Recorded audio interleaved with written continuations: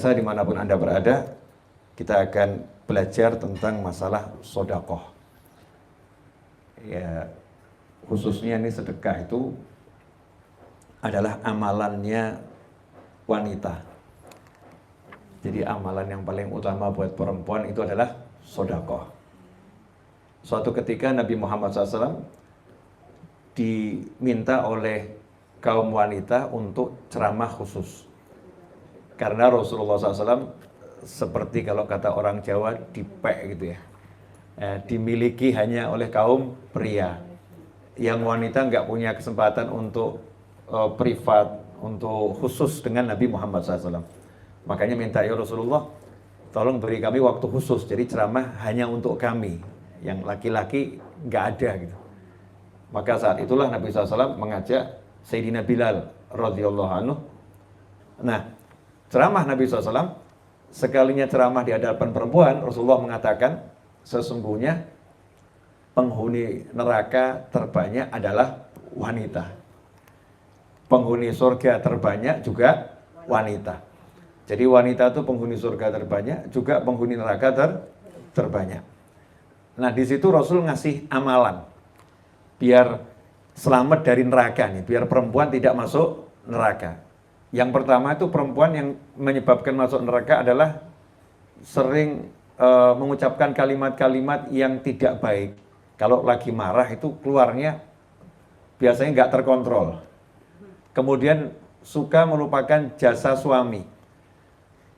Misalnya begini, lagi marah nih ya, lagi marah. Kalau normal sih biasanya enggak, insya Allah. Kalau lagi marah ngomongnya begini, kamu memang tidak pernah perhatian sama saya. Jadi 20 tahun pernikahan full perhatian, sekali marah itu 20 tahun hilang. Kamu memang nggak pernah perhatian sama saya. Atau kamu memang tidak pernah ngajak saya jalan-jalan. Padahal cuma sekali malam Ahad ada kencan sama suami tiba-tiba ditelepon urusan penting gitu ya, dalam tanda kutip, urusan penting. Itu kemudian komentarnya, kamu memang tidak pernah mau ngajak saya jalan-jalan, padahal baru gagal sekali itu. Ini sifat yang begini, sifat yang menyebabkan banyak perempuan gak sadar masuk ke dalam neraka. Na'udzubillah min dzalik. Kenapa? Karena melupakan jasa baik orang lain. Jadi Islam itu melarang umatnya melupakan jasa baik orang. Siapapun orang yang punya jasa, meskipun orang itu tidak beriman kepada Allah dan Rasulnya, jasanya harus diingat. Ya, jasanya harus diingat, budinya diingat, dan budinya harus dibalas. Ya, budinya harus dibalas. Tidak boleh kemudian abaikan seperti nggak punya nggak pernah berbuat sesuatu. Siapapun yang punya jasa harus dibalas, terutama orang tua. Makanya karena anak itu tidak bisa membalas jasanya orang tua sebagai penyebab adanya anak. Jadi kalau nggak ada orang tua kan anak nggak ada tuh. Gimana caranya kita membeli kehidupan? Tidak bisa kan? Kehidupan kita ini kan asalnya dari Allah, tapi Allah memberikannya lewat orang tua. Nah, untuk membayar jasanya orang tua menjadi penyebab hidup kita, dengan semua kebaikan kita nggak mungkin bisa. Karena itu kalau ada anak yang kemudian kok sama orang tuanya ngomong kasar, sama orang tua ngomong nggak baik, Allah Ta'ala nggak peduli dengan amalnya. Jadi amalnya itu bisa hancur semua karena ucapan kasarnya pada orang tua. Karena dia nggak menghargai orang tua, dia termasuk anak yang tidak mengingat jasanya orang tua.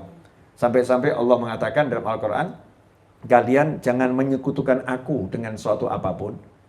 Dan berbuatlah baik kepada kedua orang tuamu.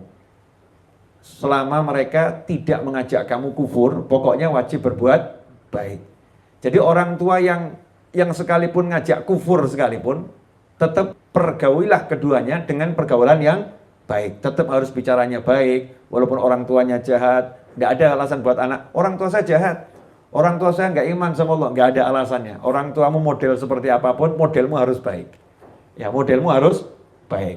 Nah, ini termasuk diantaranya istri yang melupakan jasa suami. Dan termasuk diantaranya kebalikannya, suami yang melupakan jasa istri. Bahkan istri yang udah hamil melahirkan susah ini pun masih dikasih tugas yang berat-berat sama suami, namanya ngurus anak. Kok gitu nggak terima kasih. Nah, itu termasuk yang nggak syukur. La in syakartum la azidannakum wa la in kafartum inna adzabi lasyadid.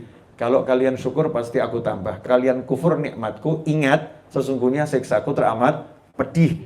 Nah, ini buat suami apapun kebaikan istri juga nggak boleh dilupakan ya. Harus dibalas dengan balasan yang luar biasa. Nah, solusinya apa?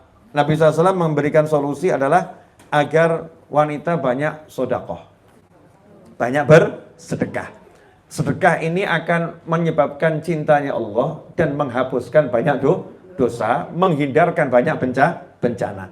Maka seketika itu Nabi SAW menggelar selendang dan para istri, para wanita saat itu sedekah. Ya, sedekah kepada Nabi Muhammad SAW untuk disalurkan kepada umat Islam yang lain.